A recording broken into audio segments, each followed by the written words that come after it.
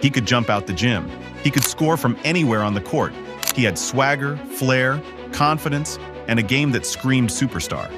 Ricky Davis had all the tools to be great, but instead of competing for championships, his legacy became a cautionary tale. What happened? Well, it all started with one moment, one mistake, one refusal to hand over the keys to a rookie named LeBron James. This is the story of Ricky Davis, his rise, his fall, and how ego and immaturity might have cost him everything. Stay tuned, because you won't believe what went down. Before the headlines, before the controversy, and way before LeBron James came into the picture, Ricky Davis was a small-town phenom with big-time dreams. He grew up in Davenport, Iowa, not exactly a basketball hotbed, but from the moment he touched a ball, it was obvious. This kid was different. At 6 feet 6 inches, Ricky Davis wasn't just the best player on his team, he was so dominant that he played center in high school. Center, in high school, at 6 feet 6 inches. That tells you everything about his mindset. Do whatever it takes. He ran the floor like a guard, jumped like a track star, and had a scorer's touch that couldn't be taught. Every possession, he was a walking bucket. Coaches didn't know whether to play him inside or outside, so they just let him do both. After dominating the high school circuit, Ricky committed to play at the University of Iowa, but the stay was short, just 1 year. He averaged over 15 points per game and flashed his pro-level athleticism constantly. He was raw, but electric, and more importantly, he was fearless. Even as a teenager, he knew he belonged in the league. So when draft season came around, he took the leap. Not everyone believed in him. Legendary scout Marty Blake was one of the harshest critics. He reportedly hated Davis's decision to leave early, calling it a mistake, saying Ricky was all athleticism and no control. But Ricky never cared about the noise. All he saw was an opportunity, a chance to prove he was built for the league.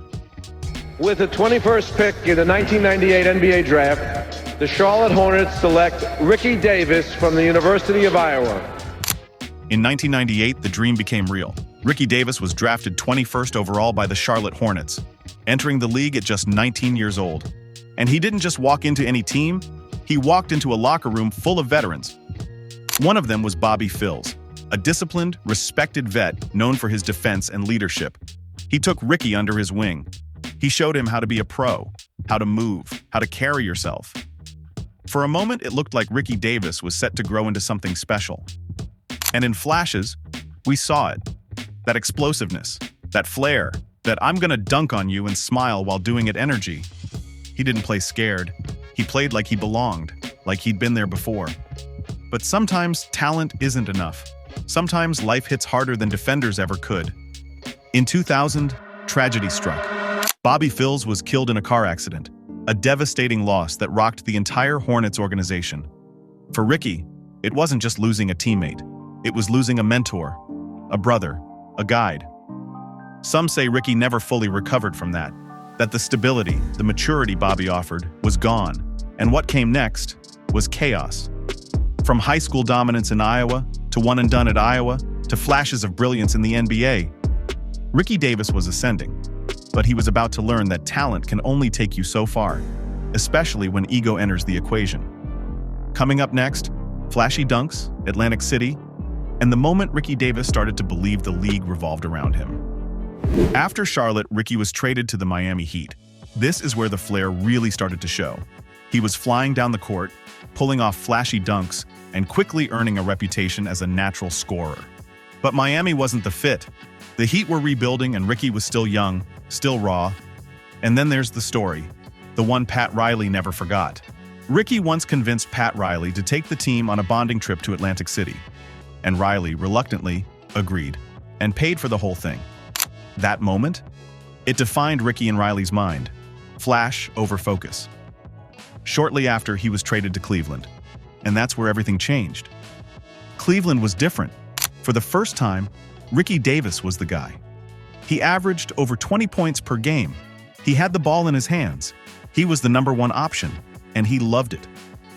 But in 2003, the Cavaliers won the lottery. NBA Draft goes to the Cleveland Cavaliers. Congratulations. Thank you. With LeBron James being from Akron, Ohio, I'm sure there has to be a lot of excitement in the organization. You know, we don't know who we're going to pick yet.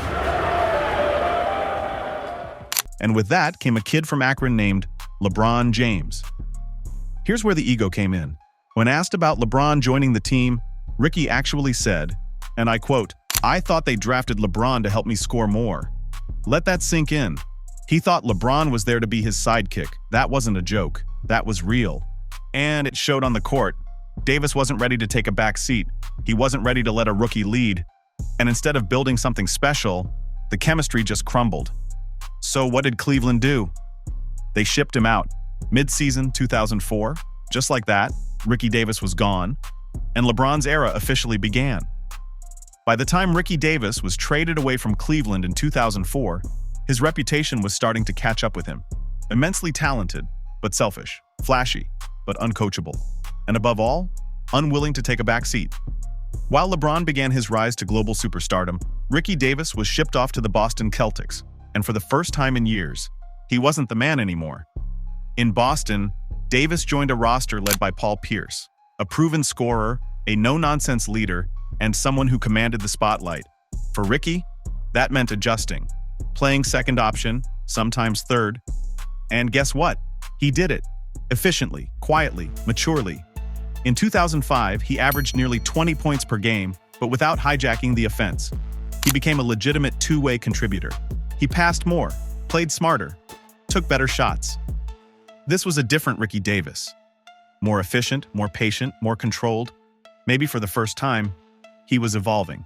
Then came Minnesota, and with it, Kevin Garnett, a guy who demanded accountability, a guy who didn't tolerate shortcuts, ego, or laziness. You either bought in, or you were gone. And Ricky? He bought in. He played off KG, embraced the system, and contributed as a veteran scorer. Was he perfect? Number. But the attitude shift was real. The immaturity starting to fade.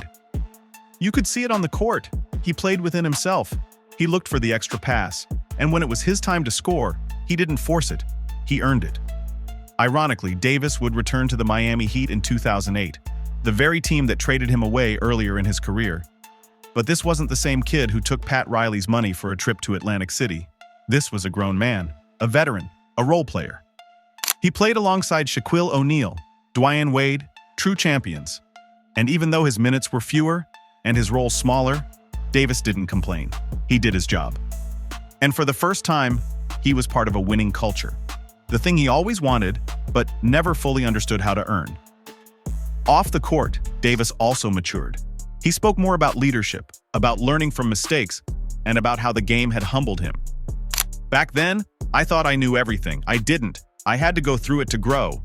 But I'm proud of the player, and man, I became. That's not something you hear from the same Ricky Davis who once tried to rebound his own shot to get a triple-double. That's growth. That's perspective. Ricky Davis never made an all-star team. He never won a title, but he lasted 13 seasons, scored over 13,000 points, and left behind a legacy that's part talent, part tragedy, and part transformation. In the end, Ricky Davis wasn't a bust. He wasn't a villain. He was a supremely gifted scorer who learned the hard way that the NBA doesn't wait for you to grow up. You either evolve or get left behind. Ricky Davis had it all: athleticism, skill, swagger, charisma.